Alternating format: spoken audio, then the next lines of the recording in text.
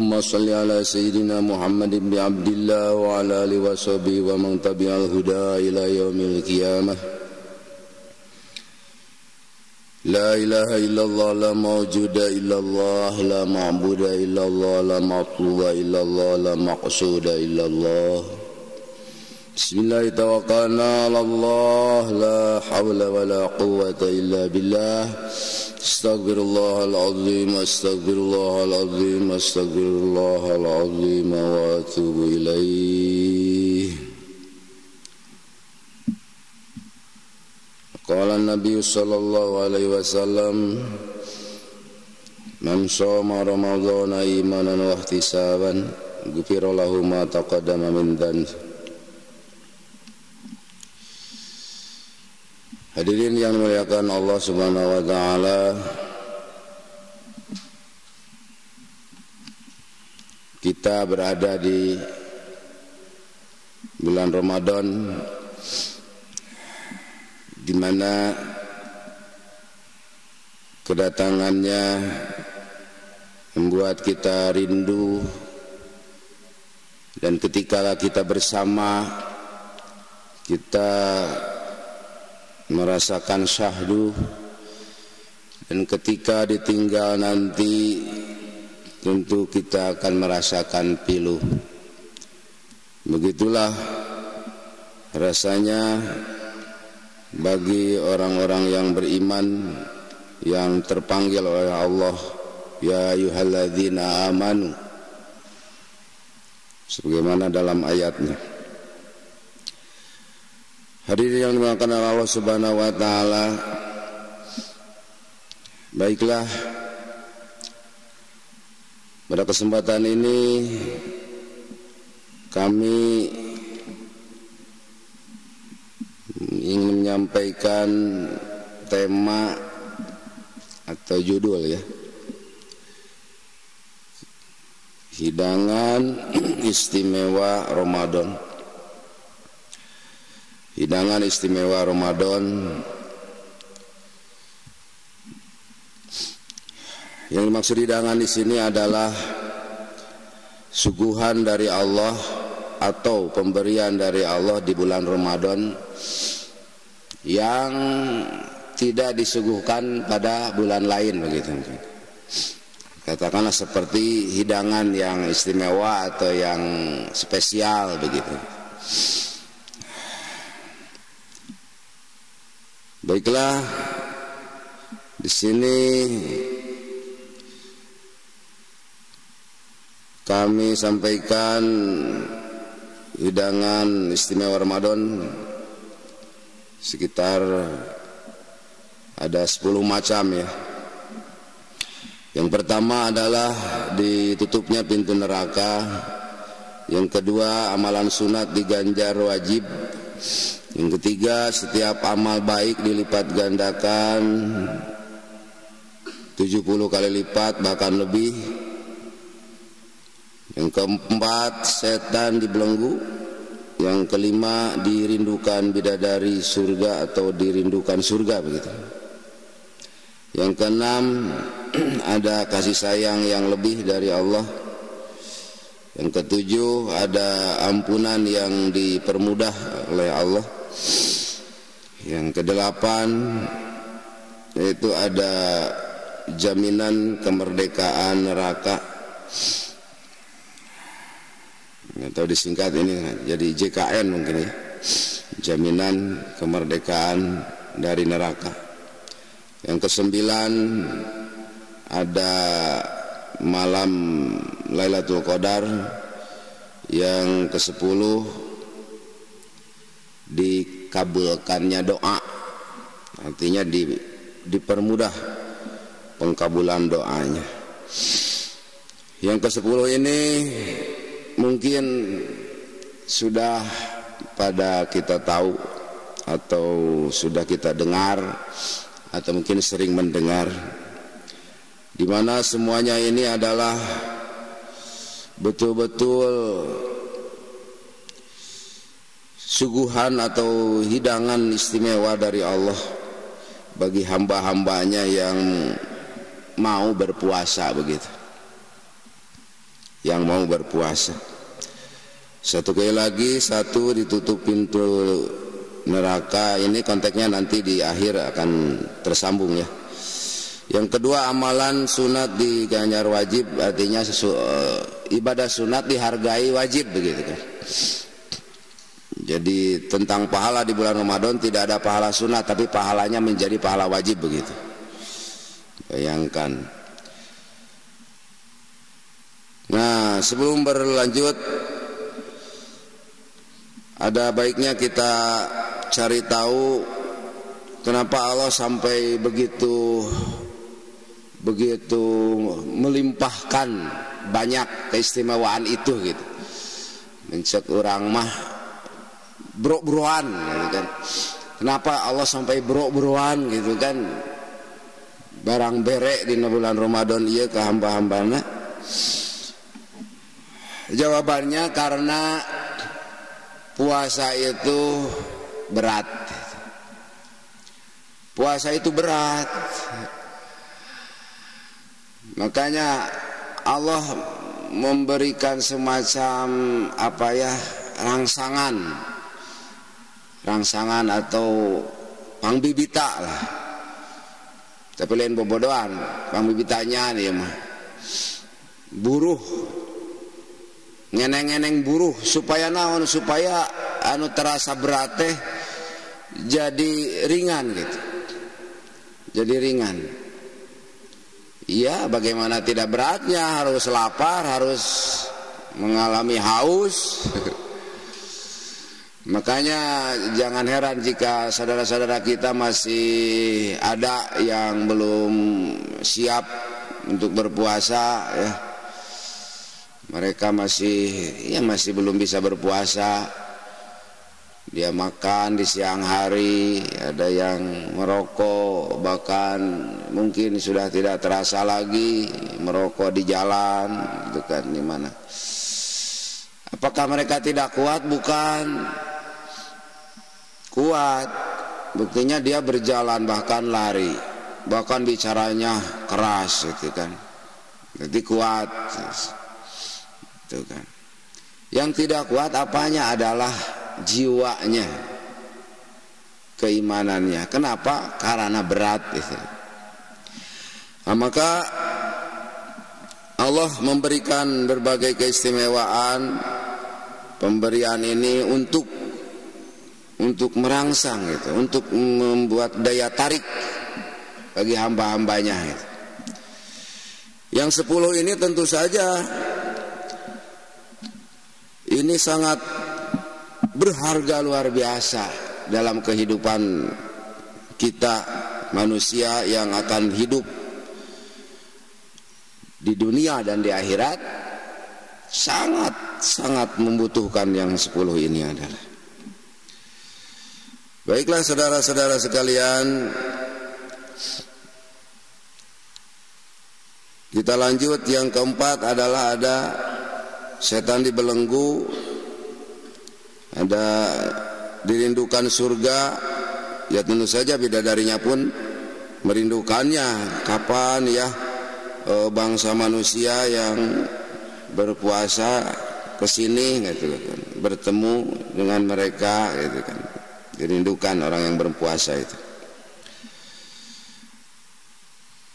Ada kasih sayang Allah. Dan tentu saja di bulan lain pun kasih sayang Allah ada, tapi ini lebih gitu. Ada ampunan Allah, tentu saja di luar Ramadan pun ada ampunan Allah, tapi di bulan Ramadan ini akan dimurahkan gitu. Asal syaratnya 2 ya. 1, puasa sungguh-sungguh. Man shoma ramadhana imanan wa ihtisaban, berpuasa dengan dasar iman dan karena Allah. Ditambah lagi yang tidak kalah pentingnya adalah yang bisa menghalangi menerima keistimewaan ini perlu diperhatikan juga. Apa saja? Tidak kurang dari 7 perkara ini yang bisa menggagalkan menerima keistimewaan ini. Apa saja? 1 adalah dusta, bohong.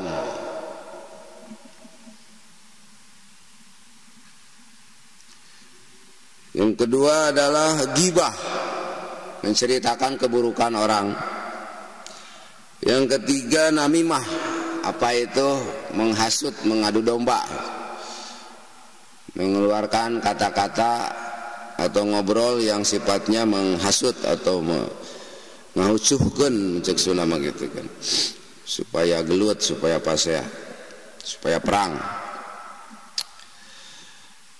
Terus yang keempat ada sumpah palsu gitu kan. Yang kelima ada kaitannya dengan pandangan mata yang dibarengi dengan syahwat. Yang keenam mencaci, mencaci menyakiti hati orang gitu, mencaci, nyarekan gitu. Yang ketujuh adalah perkataan kotor atau kasar gitu ya, perkataan kotor atau kasar gitu. Nah ini perlu diperhatikan. Ini bisa membatalkan keistimewaan yang tadi itu gitu. Dimana keistimewaan itu luar biasa gitu. Luar biasa keistimewaan yang 10 tadi itu. Tapi jika dihalangi dengan ini, ya sayang gitu. Nanti masuknya pada hadis Nabi yang diriwayatkan oleh Abu Hurairah, kam min soimin laisa lahu min siyamihi ilal juwal atsh. Artinya tidak sedikit yang berpuasa tidak dapat apa-apa, hanya dapat lapar dan haus gitu kan. Ya mungkin ini yang tidak memperhatikan hal-hal yang bisa menggugurkan pahala begitu kan. Ya. Berdusta itu memang sepertinya hal sepele, tapi sebetulnya fatal itu.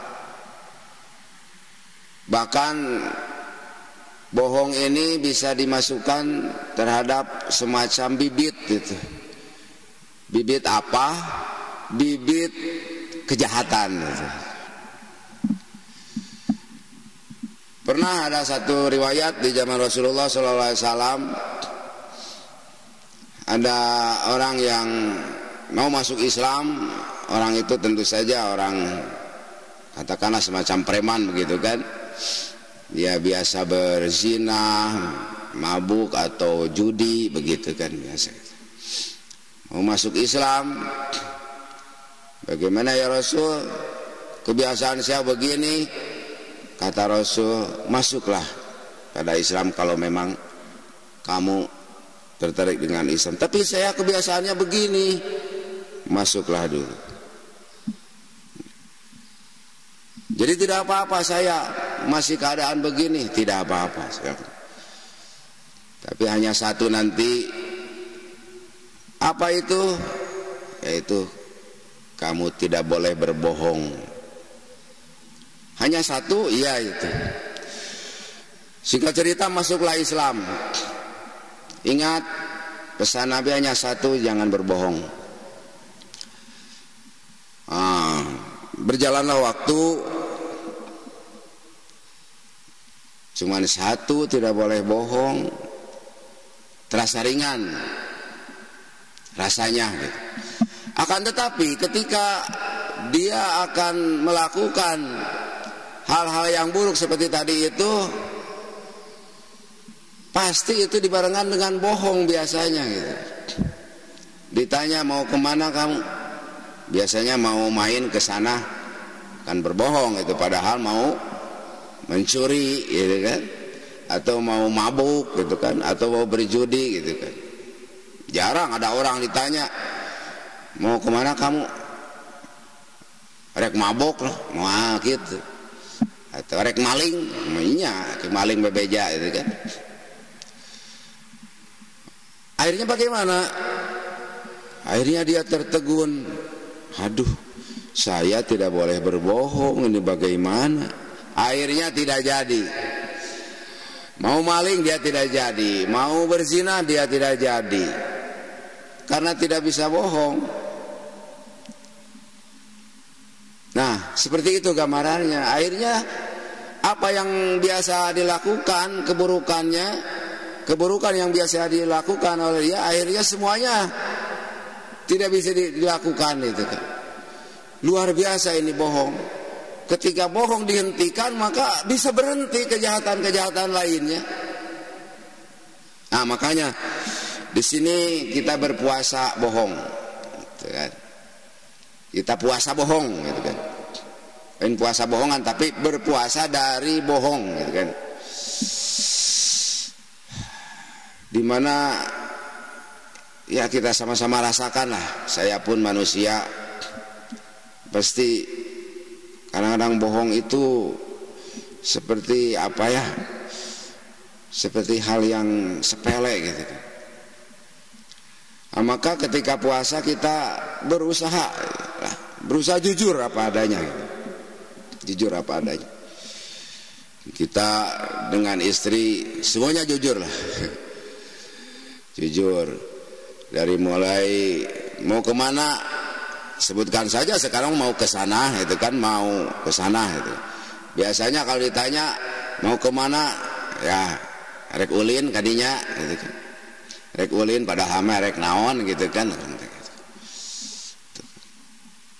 Ngamplong teh ngamplong kemana gitu udah. Nyebutnya rek ulin ngamplong setengah poe gitu kan, itu kemana itu. Udah nggak bohong gitu.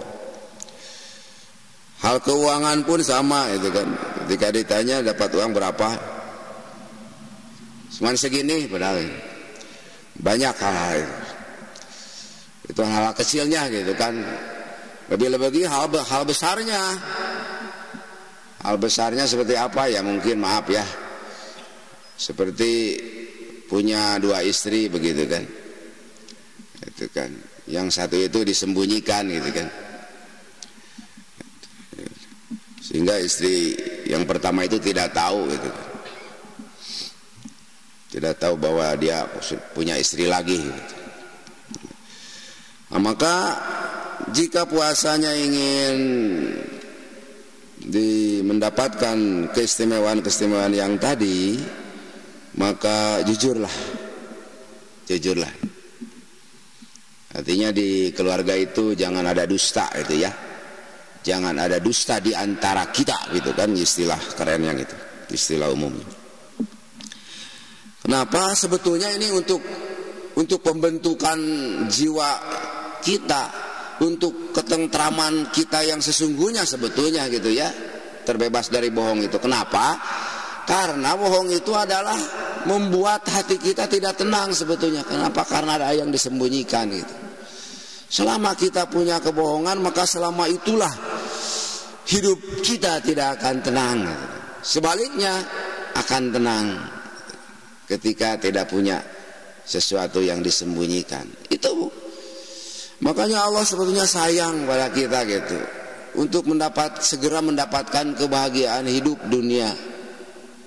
Belum lagi di akhirat nanti, di dunia saja sekarang, untuk supaya bahagia. Dan bahagia itu didapat ketika punya perasaan tenang. Begitu. Dan jika tidak tenang, bagaimana bisa bahagia? Nah, maka itulah. Mulailah jujur. Itu kan. Jujur, apapun resikonya gitu kan. Nah, saya sudah kawin lagi, sudah punya istri lagi.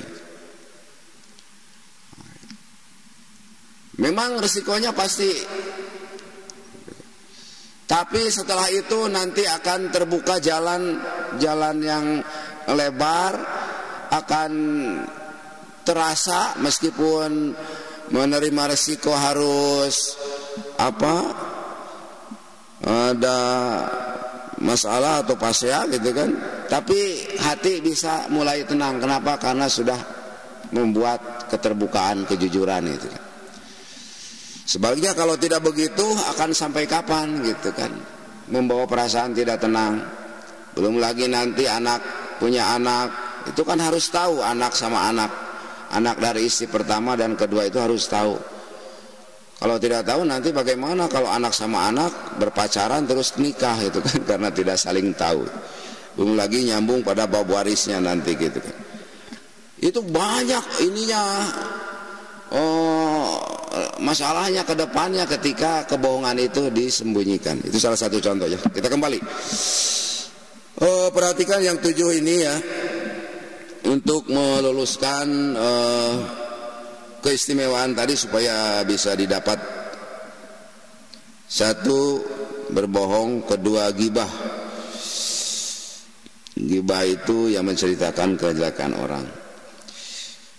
Nah ini perhatikan, sekarang musimnya HP ya. Datang kiriman yang berkaitan dengan kejelekan seseorang begitu kan. Itu sebetulnya sudah termasuk gibah ya. Terus kita mengirimkan lagi pada yang lain, kepada teman atau kepada grup gitu kan, termasuk gibah itu. Ada namimah, mengadu domba, mengadu-ngadu. Kita punya teman, ada masalah dengan temannya lagi, disenuan cek sunate mah, lawannya ulah eleh, gengsi itu mana eleh. Waktu jadi iya budak nafsuna atau jadi naik nafsuna. Sumpah palsu demi Allah, tidak nage temenang sakit. Terus melihat dengan syahwat, dia melihat ini mata, pandangan mata. Kalau tidak dengan syahwat itu tidak apa-apa ya, karena kebutuhan sosial. Kebutuhan sosial itu kan kita, ya kehidupan sosial kita pasti bertemu gitu kan dengan perempuan. Ketika kita ke pasar, ke jalan, ke toko gitu kan bertemu dengan perempuan. Kalau melihat sekilas tidak pakai syahwat itu tidak apa-apa, karena kehidupan sosial, kebutuhan sosial gitu. Tapi kalau dengan syahwat, nah ini gitu. Terus lagi penglihatan kita ini menjadi tambah lebar ketika membuka HP begitu kan. Foto-foto, gambar-gambar tentu saja mudah dibuka di HP. Itu pun jaga jangan sampai membangkitkan syahwat kita gitu. Kalau terlihat sekilas ya itu tidak apa-apa itu kan. Lewat saja, lewat itu. Ini harus dipertimbangkan juga HP ini ya. Karena berdusta juga bisa di HP itu. Jadi kalau sedang puasa mah posting-posting yang bohong itu dikurangi itu. Contoh ada gambar makanan, pama ini ada daging ayamnya, ada rendangnya, ada apanya gitu. Padahal cuma foto kirimkan gitu kan ke grup. Seakan-akan si makanan itu ada di hadapan kita gitu. Seakan-akan kita punya makanan itu gitu. Padahal itu bohong gitu kan, foto dari yang lain gitu. Itu pun termasuk bohong gitu. Sebentar lagi atau sedikit lagi tak usah dibahas selanjutnya, yaitu yang penting keistimewaan yang 10 tadi semuanya sudah pada mendengar dan semuanya sangat menarik. Yang paling menarik dari yang 10 tadi itu adalah ampunan dosa. Siapa yang tidak ingin ampunan dosa? Laukana mafil ardi jami'a labtadat bih. Orang yang punya harta sepenuh dunia saja akan diberikan untuk menembus dosa itu kan. Ya kita kebayang seperti orang yang mau dipenjara itu kan, bagaimana supaya dapat ampunan? Biarlah rumah jual aja, ada mobil jual gitu, yang penting bebas dari hukuman atau kan, dibebaskan dari dosa itu, apalagi dari dosa neraka itu. Nah itulah saudara-saudara sekalian, ceramah subuh kali ini betapa tercurahnya keistimewaan dari Allah untuk hamba-hambanya di bulan Ramadan ini. Hanya tinggal kita bersiap berpuasa lahir batin ya. Lahirnya kita berpuasa dari makanan dan minuman, terus batinnya kita harus berpuasa dari kata-kata tadi yang bohong, menceritakan kejelekan dan lain-lain yang tadi yang 7 itu. Nah maka yang tadi pintu tertutup itu, jika orang berpuasa sudah begitu lahir batin, maka pintu neraka tertutup. Iya, pintu neraka yang 7 itu tertutup. Pintu dusta tertutup karena tidak dusta. Terus pintu menceritakan orang tertutup karena tidak menceritakan orang. Betul-betul berpuasa gitu kan, semuanya tertutup. Itulah kaitannya yang tadi, yang nomor 1 yang saya tadi janjikan. Hadirin yang dimuliakan Allah Subhanahu wa taala, semoga kita semua diberikan kekuatan ya. Hidayah taufik, hidayah adalah petunjuk seperti ini, taufik adalah semacam kekuatan untuk menjalankan puasa itu lahir batin, mengejar keistimewaan dan menjaga dari hal-hal yang bisa menggagalkan penerimaan keistimewaan itu, hidangan istimewa dari Allah Subhanahu wa taala. Sekian saja, mohon maaf atas segala kekurangannya. Semoga kita dapat berkah. Wallahul muwaffiq ila aqwamit thoriq. Assalamualaikum warahmatullahi wabarakatuh.